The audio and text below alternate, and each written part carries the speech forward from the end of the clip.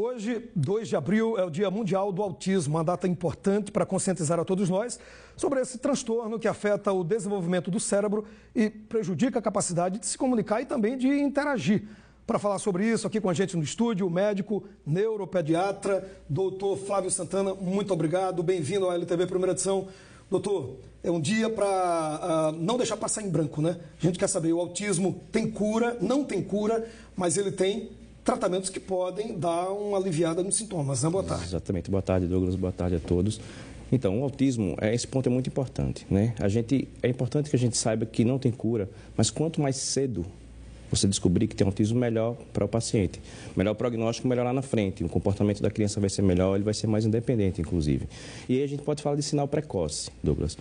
Quanto mais cedo, melhor. Então, é importante que a gente saiba alguns sinais que começam lá na frente, como, por exemplo, o atraso de linguagem.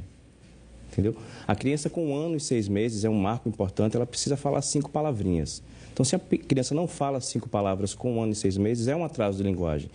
Pode ser uma coisa muito simples, a maioria é simples, mas pode ser autismo. Então, o ideal é que a criança com 1 ano e 6 meses, ela consiga ir ao especialista para avaliar esse atraso de linguagem. Então, esse seria o primeiro sintoma do pai, da mãe, de quem cuida lá, não falando as 5 palavrinhas, já buscar uma ajuda? Sim, é um dos primeiros sintomas, é um dos sinais precoces. Outro sinal importante é aquela criança que você tem a dificuldade de ela responder ao chamado.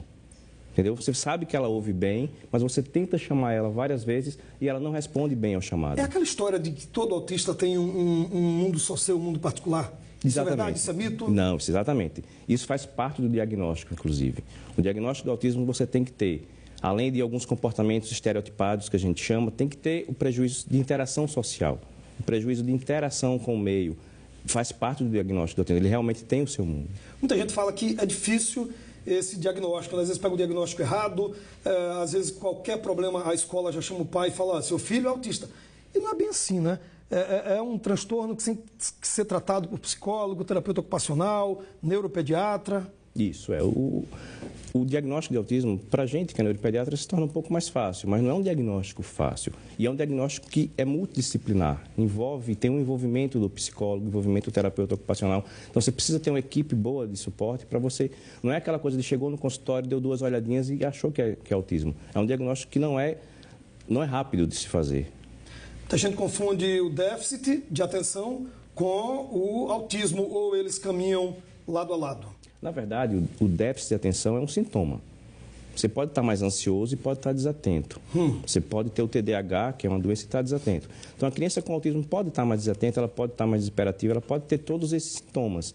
Pode ser mais agressiva, inclusive, mas isso é um sintoma que pode ou não acontecer. Tem níveis de autismo, né? Mais leve, moderado, mais intenso? Isso depende muito do comportamento, dos sintomas que a criança aparece. A criança com sintoma leve é muito mais tranquilo de você tratar com as mais graves. As crianças mais graves chegam, inclusive, a serem agressivas, né? Ou até se autoagredirem. Então, quanto mais grave, mais difícil o tratamento. A gente fala que quem tem autismo gosta muito de raciocínio lógico, de matemática. A gente quer saber, né? Isso é mito, não é? Ou gosta muito de informática, ou aquela área que ela gosta, ela faz com mais afinco, fica expert naquilo? Isso, existe um tipo, né, dentro do espectro que chama síndrome de Asperger. Então, nessas crianças, realmente, elas podem ter uma habilidade fora do normal. São crianças que não têm um atraso de linguagem, normalmente, que podem ter realmente uma habilidade especial. Isso pode fazer parte do diagnóstico, sim. Em caso de suspeita, quem os pais devem procurar? Que tipo de profissional? O ideal é que se procure ou um neuropediatra ou psiquiatra infantil, certo? Se você não conseguir o apoio inicial de um fonoaudiólogo, por exemplo, no caso de um atraso de linguagem, como a gente falou, é importante que ele vá encaminhar esses pacientes para a gente. O preconceito é muito tenso, ainda é muito forte com o autista? Importantíssimo. Nesse dia da conscientização, esse é um dos pontos mais importantes, Douglas.